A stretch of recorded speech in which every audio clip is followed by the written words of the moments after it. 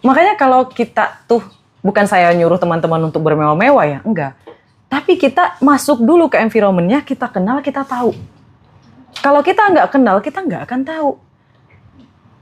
Tapi orang-orang tuh banyak mengira kalau kita bermewah-mewah itu boros, Mas. Nah ini mental miskinnya kena nih, Mas. Mental miskinnya kena. Jadi kayak, kan sayang Kak digunain duit segitu hanya untuk makan-makan. Kan lumayan bisa ditabung. Terus kalau ditabung apa yang kamu dapat? Pikirannya masih di situ-situ aja. Terus dia nabung. Belum tentu kan Mas. Ketika pikiran kita itu stagnan, kita bisa punya ide untuk bikin bisnis. Ya artinya kadang salah satu cara untuk kemudian memperbesar wadah rezeki itu ya udah dengan cara menaikkan level kebutuhan. Iya. Betul. Menaikkan level kebutuhan, termasuk kemudian memikirkan nasibnya orang lain. Betul. Iya nggak sih? Betul Mas. Itu betul sekali. Kalau yang tadi saya bicarakan itu untuk mengenal environment ya Mas ya. Yang kedua yang saya lakukan, apa sih yang bisa saya lakukan untuk orang lain gitu loh Mas.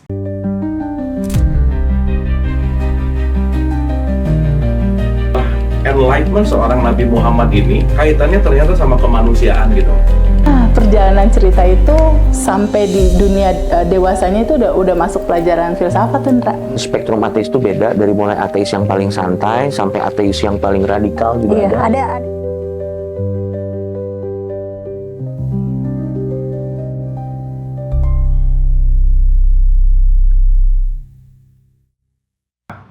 Mungkin ini ya, Mas Rozi ya. Ya. Mungkin kita mulai lebih meningkatkan obrolannya dari sini. Kadang Mas Rozi, kalau kita mau butuh naik level gitu, Iya benar. menaikkan level kemakmuran, misalnya kayak tadinya dulu misalnya pesan kamar tuh rate-nya ya 700.000, 800.000, 1 juta itu udah mahal banget gitu ya. Nah kayak gitu, Kak Roma itu kan butuh yang namanya nyari ya kalau misalnya kita mau naik level gitu. Tidak hanya soal kamar hotel, apapun itu gitu. Sarannya Kak Roma gimana sih supaya kemudian kita itu nggak stagnan gitu dalam proses pencapaian kemakmuran tuh nggak stagnan gitu. Oh I see. Yeah. Ini penting banget dan ini aplikatif sih sebenarnya. Gimana tuh Kak Roma? Saya setuju sih Mas. Jadi dulu kan memang saya sangat-sangat menghitung uang gitu ya Mas ya. Makan sampai 10.000 per hari gitu. Itu kan ada levelnya. Terus setelah saya bekerja saya naikin jadi 20.000. Terus saya ngerasa kok makin miskin. Saya udah punya gaji kok kayak gini aja. Terus saya naikin lagi jadi 30.000. Saya bingung kok makin nggak ada lagi. Di mana nih salahnya nih? Ternyata ketika saya ulik lagi ya Mas ya, pertama ketika saya pengen sesuatu, saya tahan. Nah, orang-orang tuh pada komen, Kak Roma kok sekarang udah ganti kacamata. Nah, kemarin ini saya dapat inspirasi Mas. Terus sahabat saya bilang, Roma, mohon maaf, itu kacamata udah rusak. Kan dari depan nggak rusak ya Mas ya, tapi dari belakang itu sebenarnya udah sedikit rusak gitu ya Mas ya. Terus sahabat saya bilang, kamu ngajarin keberlimpahan, tapi kok pelit banget. Terus saya mikir lagi Mas ya, makanya teman-teman semuanya kita tuh butuh belajar. Siapapun itu, bahkan ketika kita sudah naik ke atas, kita juga masih tetap bisa belajar. Nah, dari itu saya sadar Mas, oh berarti ada yang masih perlu saya pelajari. Nah saya mulai nih Mas, bener kata Mas ya, ketika kita ingin melangkah ke kemakmuran kayak gitu, kita harus mulai mengambil langkah-langkah yang sedikit ekstrim. Langkah pertama ekstrim yang saya ambil adalah makan di restoran mewah. Yang mungkin bagi teman-teman di sana, di luaran sana itu murah, tapi bagi saya itu lumayan mahal. Apa yang orang lain lakukan sampai bisa mereka makan ini hampir 1 bulan sekali? Dalam pikiran saya kayak gitu ya Mas ya. Enak kali ya, aku ucap lagi nih Mas afirmasinya. Enak kali ya kalau bisa makan mewah. Sebulan sekali deh kayak gitu. Masya Allah, sebulan kemudian Mas pergi lagi. Jadi makanya kalau kita tuh, bukan saya nyuruh teman-teman untuk bermewah-mewah ya, enggak. Tapi kita masuk dulu ke environment-nya, kita kenal, kita tahu. Kalau kita nggak kenal, kita nggak akan tahu. Tapi orang-orang tuh banyak mengira kalau kita bermewah-mewah itu boros, Mas. Nah ini mental miskinnya kena nih Mas. Mental miskinnya kena. Jadi kayak, kan sayang Kak digunain duit segitu hanya untuk makan-makan. Kan lumayan bisa ditabung. Terus kalau ditabung apa yang kamu dapat? pikirannya masih di situ-situ aja, terus dia nabung, belum tentu kan Mas. Ketika pikiran kita itu stagnan, kita bisa punya ide untuk bikin bisnis. Siapa yang tahu ketika kita gunakan uang tabungannya pergi jalan-jalan ke Bangkok, tiba-tiba di Bangkok punya ide untuk bisnis. Banyak loh Kak, teman-temanku itu yang dulunya ngerokok, Iya? terus kemudian akhirnya memutuskan untuk nggak ngerokok. Mhm. Pada saat memutuskan untuk nggak ngerokok, gelang istrinya nggak nambah-nambah. Sama aja. Ya artinya kadang salah satu cara untuk kemudian memperbesar wadah rezeki itu ya udah dengan cara menaikkan level kebutuhan. Iya. Betul, Menaikkan level kebutuhan, termasuk kemudian memikirkan nasibnya orang lain. betul. Ya nggak sih? Betul Mas. Itu betul sekali. Kalau yang tadi saya bicarakan itu untuk mengenal environment ya Mas ya. Yang kedua yang saya lakukan, apa sih yang bisa saya lakukan untuk Iya. orang lain gitu loh Mas. Ini pertanyaan paling dasar. Sampai saya bikin buku kan banyak tuh Mas, e-book. Oke. Sampai ada, masih 2 sih. Buku fisiknya ada 1. Sebenarnya banyak buku e-book saya, cuma belum saya liris aja. Dan kemarin baru banyak tuh orang yang sadar tentang jurnal Mas. Jurnal itu luar biasa. Kalau teman-teman penasaran, ikutin kelasnya nanti dari Ngaji Roso nih. Nanti saya ajarin deh. Khusus untuk Ngaji Roso. Tanggal berapa sih? Untuk kelasnya Nah, kamu lupa ya tanggalnya ya. ada. 6 Maret nggak sih? 6 Maret. Ya, Tanggal untuk 6 Maret. Jadi silakan ikut kelasnya Kak Roma, nanti bonus dapat buku. Ya. Buku judulnya apa Kak Roma? I am the king Mas. I am the king. Nah, Iya. silakan teman-teman yang mau join di kelas apa tuh namanya? Kelas level up-nya Kak Roma itu udah disematkan nomornya di TikTok ya. Silakan. Itu Zoom ya, teman-teman ya. Oke, lanjut Kak Roma terkait dengan itu tadi. Oh ya, sampai di mana tadi Perlu Mas? dibiasakan kalau kita mau naik level Iya. itu perlu nyali lebih tepatnya Betul. ya. Tadi kan berani. Karena keberuntungan itu menyukai orang-orang yang berani. Oke. Keberuntungan hanya menyukai orang-orang yang berani. Kalau misalnya belum dapat, kita beruntung. Dapat pembelajaran. Kalau misalnya Allah kasih rezekinya, ya berarti kita beruntung banget. Untung dan untung banget. Yes. Aku dulu punya sahabat namanya Nagara Yanotama. Wow. Oh, dia kasih satu statement gini. Ke depan orang-orang yang maju itu bukan orang-orang yang pintar, tapi orang-orang yang berani dulu. Berani dulu. Terus yang pintar kemana dong, Mas? Percuma Mas. Parkir kalau- dulu atau mana? Iya, terlalu banyak pertimbangan. Justru ya Oh Mas iya, ya. iya, bener. Kalau dia pintar, tapi dia tidak pemberani, aduh, Mental ya. Balik ke mental berarti ya. betul. Itu sayang banget sih Mas kalau menurut aku. Orang yang paling merugi adalah orang yang pintar tapi tidak mau bertindak dan tidak berani untuk memulai. Itu sayang banget kalau menurut aku. Kalau dia, makanya Mas ya, yang sukses, yang hebat di luaran sana adalah orang yang pandai eksekusi. Ilmu yang bagus ada ilmu yang dipraktikkan dan berani. Kemarin tuh ada orang yang daftar di kelasnya Mas ya, untuk di kelas kemarin yang udah lewat kayak gitu. Terus ngomongnya kayak gini Mas, kok ini kelasnya mahal ya? Terus Cece ngelaporin saya, Kak ini katanya kelasnya kemahalan. Bagi dia kemahalan karena dia merasa tidak akan mendapat apapun dari yang saya ajarkan. Dia tidak berani kehilangan untuk mendapatkan melebihi dari apa yang sudah dia genggam. Gitu loh Mas. Jadi kalau teman-teman ngerasa kelas ini masih mahal, tolong mundur. Kenapa saya bilang mundur? Karena sedari awal sudah menghitung. Dan LOE-nya tidak akan berhasil kalau sudah memulai hitung dari awal. Wah, ini segini nih, nanti dapatnya apa nih?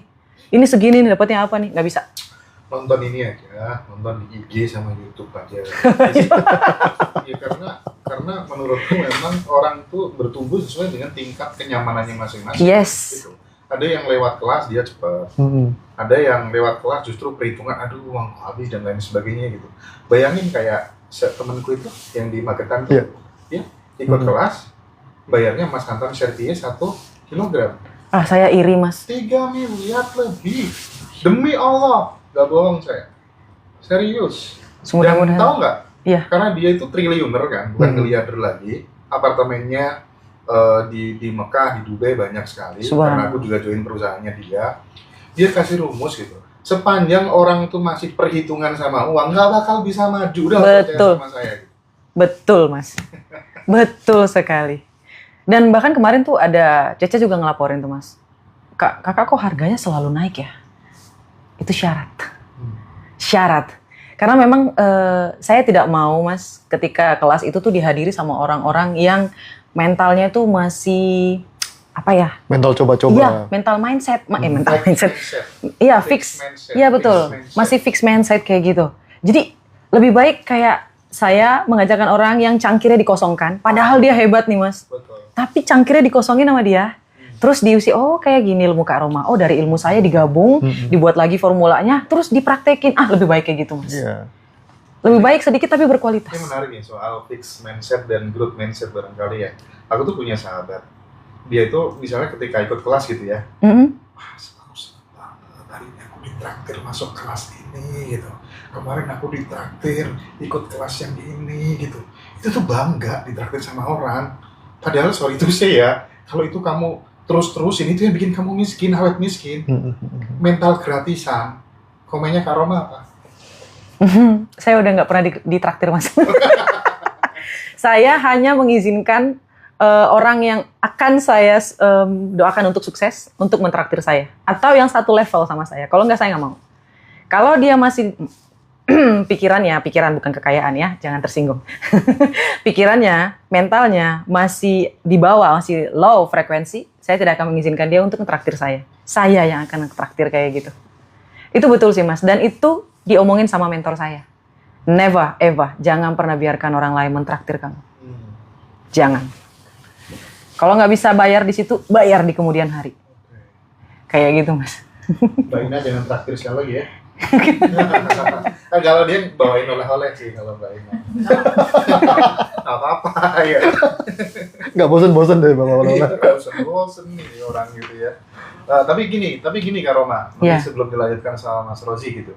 Kadang komunitas atau circle atau kalau salah satu cara untuk kemudian membuka pikiran bawah sadar itu kan terbukanya arah, salah satunya adalah ketika kemudian kita itu bergaul dengan orang-orang yang frekuensinya lebih tinggi gitu. Yang jadi masalah adalah ketika kemudian orang itu tidak menemukan circle yang tepat, susah sekali gitu. Apalagi dari keluarga yang toksik gitu. Solusinya gimana dong? Seminar dong. Seminar. Agree. Mas, saya mulai beranjak tuh ketika saya tuh mulai bertemu dengan orang-orang yang di seminar kayak gitu, Mas. Saya mulai bertemu orang-orang yang positif itu ya dari grup-grup yang seminar kayak gitu. Jadi mereka itu terus ingin bertumbuh, bagaimana mencari peluang kayak gitu, Mas. Jadi kalau misalnya kita masih belum punya duit untuk ngikutin seminar, teman-teman bisa, betul kata Mas Hendra-nya, silahkan belajar di TikTok dulu, di YouTube dulu, di Instagram dulu. Sembari kita menabung. Jangan bilang nggak punya duit. Misalnya nih harga kelasnya 1,5 gitu ya, Mas ya. Ya, kita bisa loh nabung 30.000 kalau nggak 10.000 per hari. Itu kelasnya pasti akan ada lagi 2 bulan sekali atau 3 bulan ke depan. Kita kan masih punya waktu ya, Mas ya. Itu kan bisa ditabung. Sambil belajar, sambil kita ketahuin, kita pelajarin. Oh, nanti tinggal eksekusinya gimana. Karena akan beda pembelajaran yang ada di kelas dan ada di IG, di TikTok, di YouTube, itu berbeda. Jauh. Kayak gitu loh, Mas. Kalau saya pribadi ya, Mas ya. Terus yang kedua, baca buku. Jangan malas baca buku, please. Jangan malas baca buku. Baca. Iqra. Kan dia. Dalam agama kita juga disuruh untuk baca. Baca. Meskipun cuman 1 halaman per hari. Ya, 1 halaman per hari nggak masalah. Buat yang muda-muda, tolong Gen Z.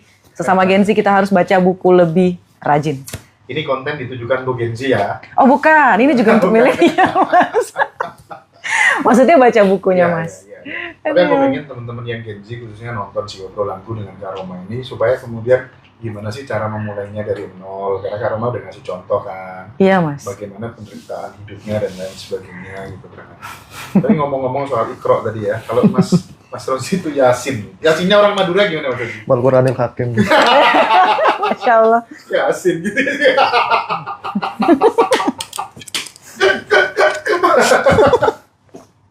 Oke. Ya Allah, ya Allah. Rozi ada pertanyaan. Mungkin Mbak ini ada Oke. Aku lanjutkan dulu ya kalau gitu ya. Oke. Ini menarik mungkin kalau ditanyakan ke Kak Roma kali ya. Baik, Mas. Meskipun Kak Roma belum pernah ditinggal sama pasangan ya. Oh, pernah dong. Sudah pernah ya. Soalnya Pernah, tapi pacar tapi. pacar ya. Saat ada laki-laki ditinggal sama istri Oke. dengan alasan apapun lah ya. Kamu yang senyum tadi, kamu ditinggal sama suami ya? ini laki-laki nih, ini asli temanku sendiri. Baik. Mungkin dia problemnya finansial atau apa, ditinggal terus kemudian dia cari suami yang lebih bisa menjamin masa depannya, mungkin ya. Baik. Kan itu terpukul Banget. bahkan tubuhnya langsung kurus gitu. Untung nggak sakit kan. Nah, caranya memulai untuk bangkit gimana? Yang paling realistis. Yang paling realistis, Mas. Pertama, nikmati aja kesedihannya dulu. Nikmati. Yang pertama itu. Yang kedua, akuin aja. Oh ya udah, mungkin dia ninggalin aku ya memang karena ketidakmampuanku di kala ini. Oke, fine. Gitu. Lalu setelahnya sudahi. Ikhlaskan. Tidak ada yang bisa kita lakukan selain mengikhlaskan. Dan kita mulai berpikir, oh, aku akan naik tangga. Dan wanita yang kemarin adalah wanita yang tidak mampu untuk menemaniku naik ke level itu. Positif mindnya kayak gitu. Karena ketika kita ditinggalkan seseorang, artinya akan datang orang yang terbaik. Tempat di samping itu harus kosong dulu, Mas, baru datang dan digantikan. Kebanyakan orang salah paham, Mas. Ketika seseorang pergi, mereka itu ngerasa kayak, oh ya udah, aku selesai, aku kayak gini ya, kayak gitu. Enggak, sebenarnya enggak. Ketika seseorang pergi, maka yang terbaik akan datang. Jadi makanya Allah itu maha baik. Kenapa saya selalu bilang Allah itu maha baik? Karena Allah itu tahu siapa yang kita butuhkan. Buat temannya Mas Hendra, tenang aja, yang terbaik akan datang. Lagi OTW. Lagi OTW. Lakukan yang terbaik. Jadi meskipun istrinya pergi, nggak apa-apa. Iya. Habis ini pasti akan datang yang lebih cantik, lebih baik hati, Iya. lebih bisa setia menerimaku apa adanya gitu kan. Kalau menurut saya yang akan membuat sahabat Mas Hendra jauh lebih hebat daripada yang kemarin. Kalau menurut saya pribadi. Kalau untuk laki-laki memang tujuan paling utama itu karir nggak sih, Mas? Iya, Mas ya. Benar. Kalau menurut saya, karena impian laki-laki itu kan lebih Iya. menggebu-gebu gitu daripada wanita. Wanita kan lebih rasa Karena aman. merasa bertanggung jawab, Iya, menjadi betul. pengayom pelindungan gitu. Betul. Tapi boleh nggak sih kalau kemudian si laki-laki ini memiliki dendam yang positif gitu? Karena dia kan sakit hati nih. Oke. Mulai detik ini aku akan kerja lebih keras lagi. Boleh lebih dong. keras lagi gitu. Boleh dong. Mas Hendra tahu nggak? Ini saya sharing bentar ya, Mas. Saya compare. Di-compare nih permasalahannya. Sebelum saya menjadi seorang seperti yang sekarang, Heroma, saya pernah nyeletuk sama teman saya. Ini saya sudah mulai bikin TikTok, masih followernya masih 2000 lah.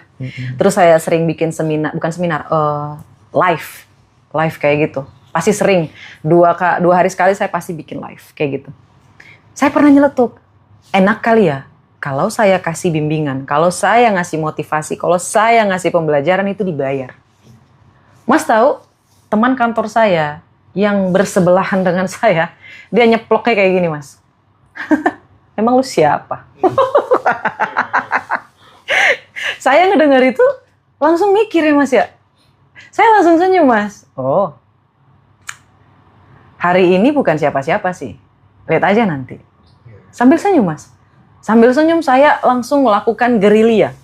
Gerilya itu kayak melakukannya diam-diam gitu loh, Mas. Saya nggak pernah ngasih tahu, ngepost dimanapun kalau saya itu udah jadi influencer.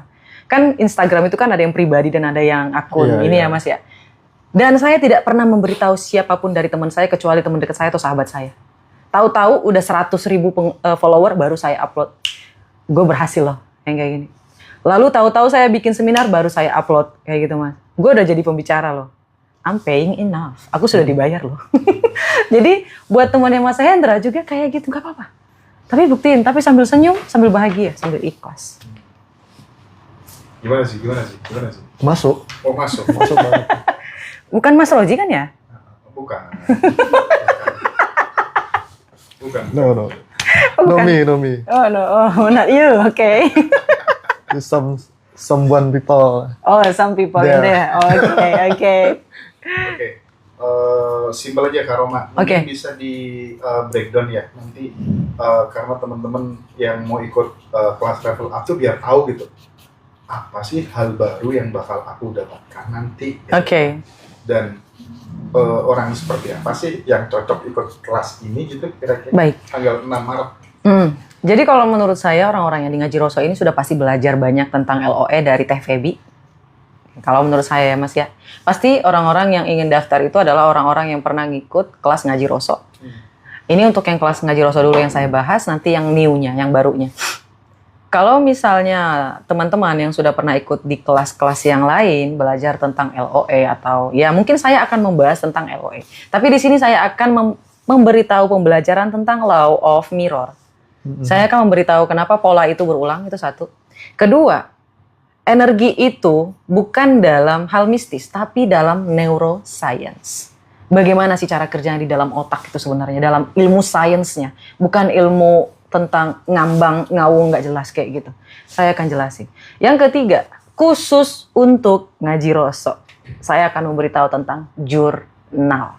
Wow. Ya, karena jurnal ini sangat penting. Selain LOE itu ada 8 jenis jurnal. Ada 8 jenis jurnal dan ini saya akan rundown, saya akan ajarin, saya akan memberitahu kepada teman-teman yang ada di dalam ruangan ini, yang di Ngaji Roso. Dan teman-teman yang pernah ikut kelas saya, tolong daftar kelas yang ini karena ini spesial. Karena saya menjual jurnalnya, ya, saya menjual jurnalnya, tapi saya belum pernah sama sekali Mas Roji ngasih tahu secara fluent kayak gitu. Gimana sih itunya? Ini khusus untuk Ngaji Rosonya. Mantap, mantap. Oke. Mantap. Merasa terhormat sekali ya. Masya Allah. Banget.